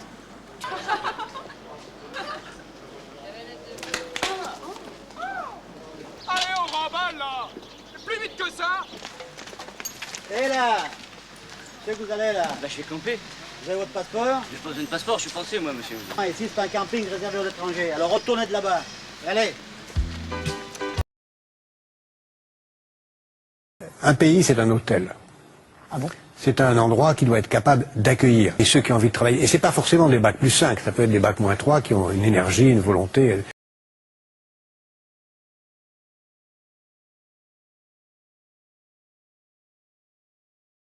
C'est un cobaye de Monsieur Laurent. Emmenez-la au labo, elle a rien à foutre ici.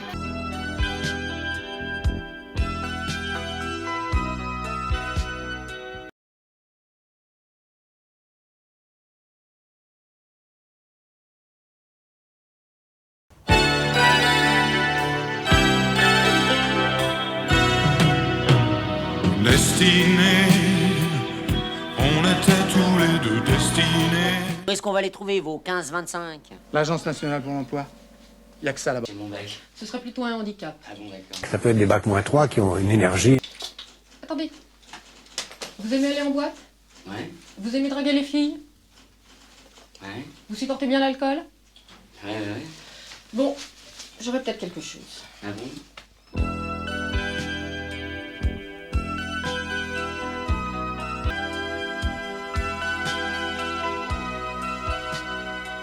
Oh non. Non mais regarde-moi ces courbes. Là, il y en a deux, ça fait tilt tout de suite entre eux. C'est quoi ça? S'ils s'embrassent. Un baiser? Ce serait suffisant? Un vrai baiser. Et là, tout ajustement pour les séparer déclencherait un effet de domino dépassant vos compétences. Dans les années 70, quand il est né, ils étaient faits pour être ensemble. Même chose dans les années 80, 90... Il n'y a qu'en 2005 que le plan a changé et qu'elle était censée vivre avec Adriane. Le problème, c'est qu'il reste des bribes de ces plans précédents qui continuent à les pousser l'un vers l'autre. Ils ont toujours l'impression d'être faits l'un pour l'autre, même si ça n'est pas le cas et même si nous allons à nouveau les séparer. Ils sont faits l'un pour l'autre et ils le savent pas encore.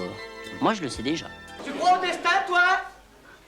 Tu sais qu'on n'aurait plus jamais se rencontrer, hein? Là, faudrait une rime avec coquillage.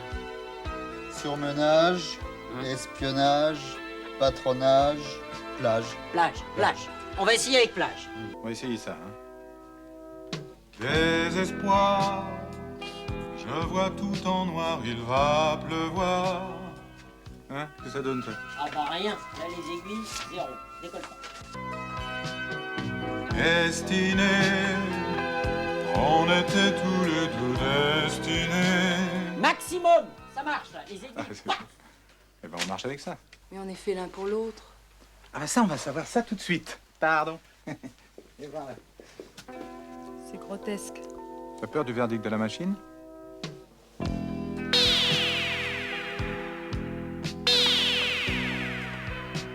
Qu'est-ce que ça donne? L'important, c'est que je sois revenue. Il faut divorcer. C'est parti, c'est parti. Je sais que ça va te coûter très très cher, mon chou. J'ai l'habitude. Dans ce cas...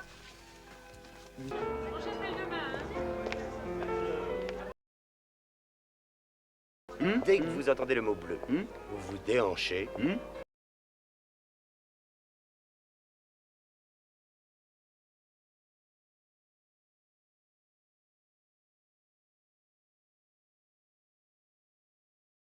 Les yeux d'un bleu. Bleu. bleu d'Auvergne. Ah, bleu d'Auvergne, exactement. Et pour... Il serait pas un peu pédé, ton mec, non? Non. Mais si, regarde. Oh, le bleu. Ça Hé C'est gentil d'être venu. Hein, ça fait plaisir. Ah non, ça me fait plaisir.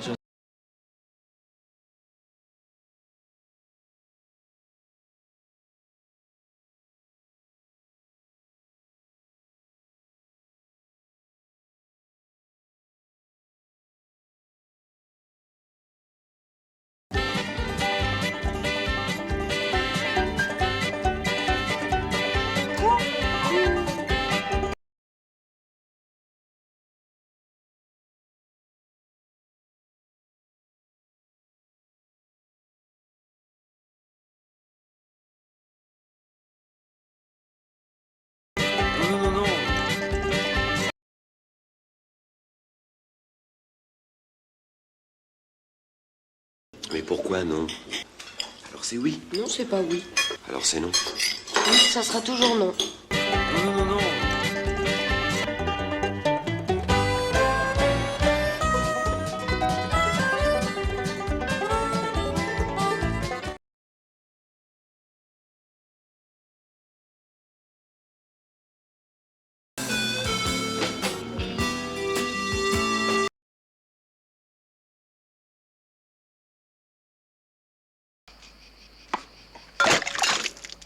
Vous pouvez renvoyer la balle? Pas de problème, hein. Entre voisins, faut s'entraider, hein. Ça vient.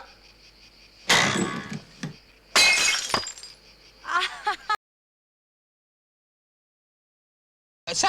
T'enfonces le mur de Berlin avec ça. Alors? Vous êtes prêts? Oui.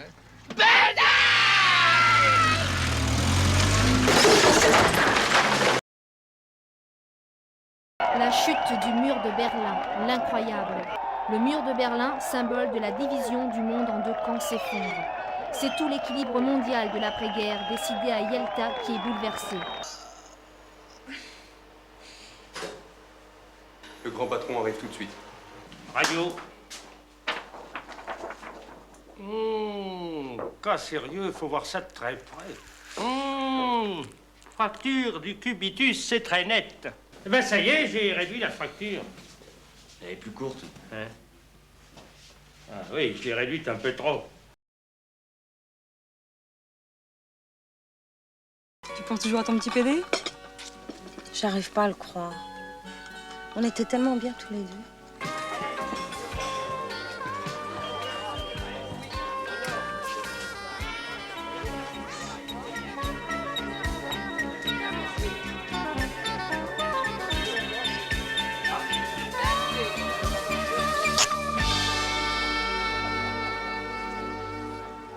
Depuis toujours, l'espèce humaine est très sensibilisée aux prédictions.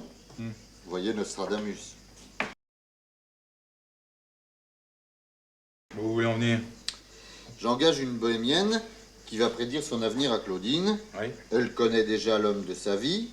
Vous?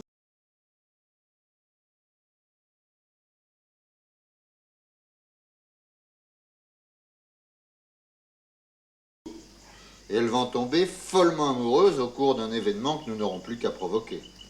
Provoquons. Provoquons.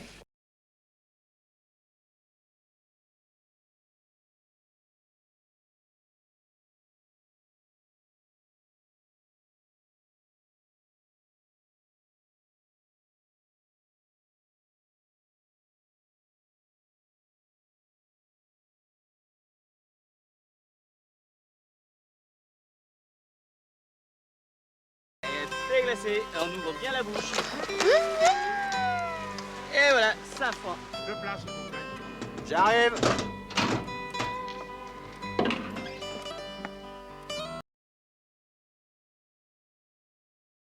Faudra m'enlever ça, hein?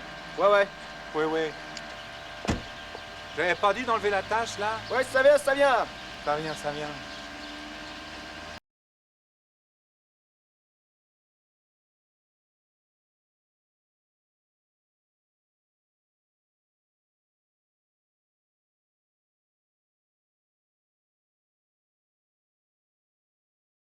Mais vous pensez pas que celle-là est un poil plus courte que celle-là quand même? Qu'est-ce qu'on fait? On n'a rien vu. Si près de la retraite, je veux pas d'emmerde. On n'a rien vu. Je veux pas dormir. Elles essaieront avec moi le Love Computer. Et que ferez-vous dans le cas où la machine découvrirait la femme de votre vie? Je l'épouse. Pas la machine, la femme. Ne craignez-vous pas que sa chance-là, elle soit des milliers tous les soirs à venir tenter leur chance? Je l'espère, je l'espère.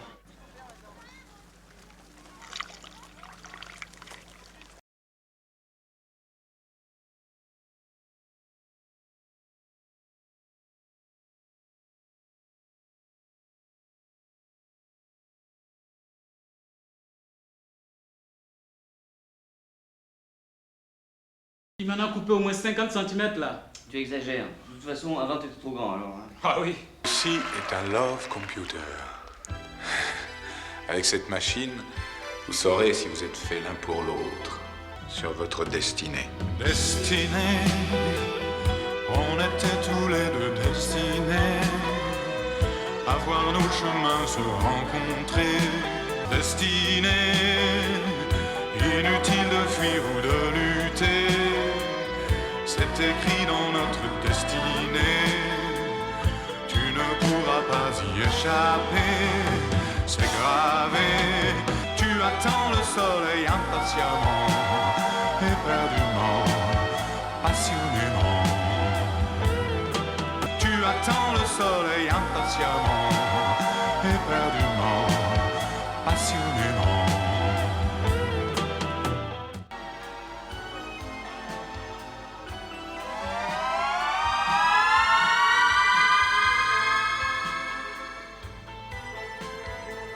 L'avenir, malgré nous, doit toujours devenir tout mon désir d'amour inespéré, imaginé, inavoué.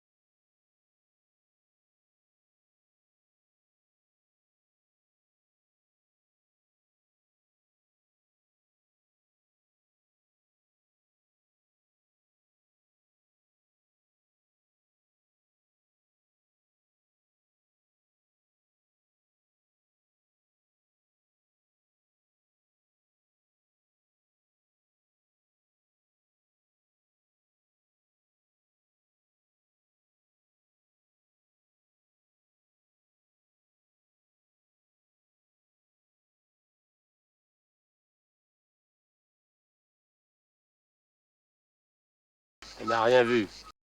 Je veux pas d'emmerde. Elle n'a rien vu. Je veux pas d'emmerde.